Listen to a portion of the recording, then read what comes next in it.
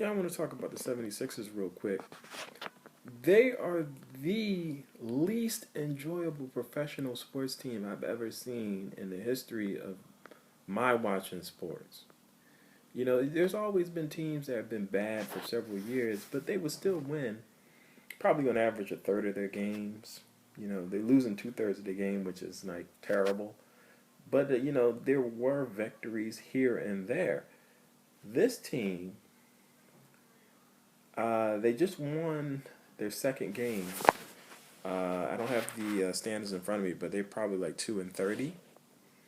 So they're winning maybe 6%, 5%, 6% of their games at this point. So it's just really gotten to out of control. And you know, to be a winning basketball team, you need to have a couple things in place to be a consistent winner. I mean, you got to have the coach that has a coaching philosophy that promotes winning, is a proven winning strategy. You have to have the right collection of star players and role players, and there has to be proper chemistry on the court. And you gotta avoid injuries. If Even if you have the right collection of players, they're always injured. They're always on the treatment table. It's going to be tough to win. So you need to have all those things in place.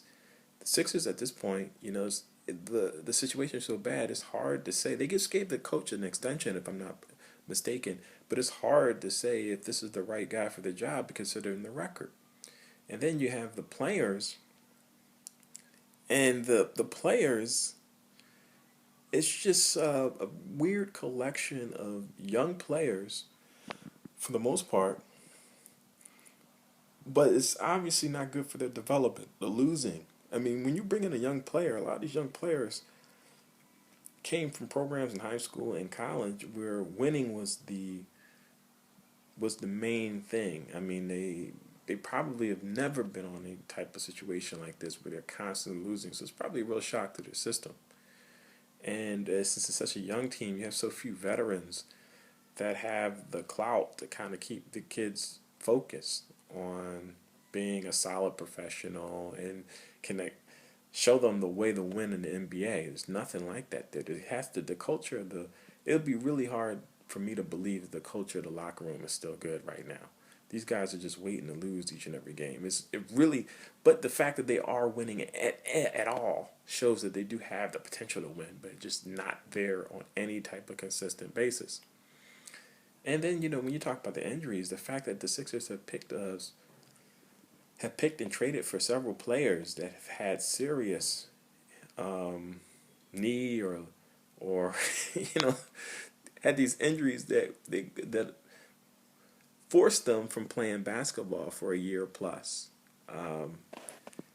Noel is the only one that's kind of recuperated, and after he missed that first year, he's come back and he's actually playing now. But is he the answer for the team? It's hard to say it when the guy is playing, but you can't get any wins with this current group.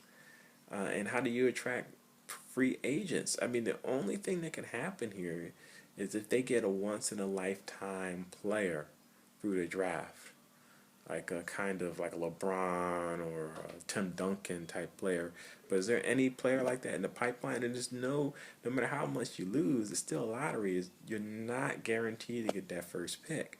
So it's just a real terrible game that they're playing right now. And they've gotten a lot of high picks lately, but they haven't. It hasn't translated to any wins. And they've gave up on certain of these players and traded them for more picks. So it's just getting to the point right now where it's hard to be a fan, because the main thing about being a fan, I mean, I know a lot of people have loyalty to teams no matter what, and I understand that, especially if you already always followed a particular team, and you may have followed them during a time when times were good, and now times are going south, so you still have loyalty towards the team, so I can definitely understand that. But the problem is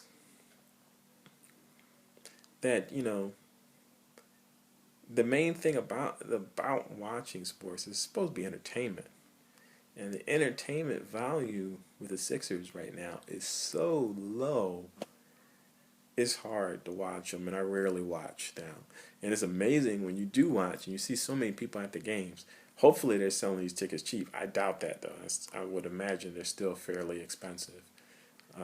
They should be giving people, I don't know, 2-for-1 deals because it's just ridiculous at this point. So what they have to do to change it, I think they really need a coach that has a proven track record. I don't think a young coach that doesn't have a NBA track record, a successful track record, is I don't think that's a. They really need someone to turn the program around to bring winning basketball back, and or at least get some improvements so the team can win. I don't know, 25 or 30 or more games in the season. Then with that type of improvement, maybe you can get a free agent in, because free agents will see improvement and also believe in the coach. The coach will have a actual NBA track record that a player can believe in. Maybe the player played for him previously and he's willing to sign for the Sixers because he knows this guy and he knows this guy that can deliver.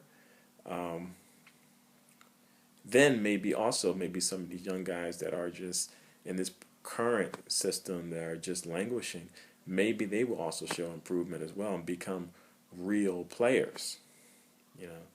So yeah, I mean, they just have to. I mean, to me, it really starts with the coach at this point because everything else is just a joke.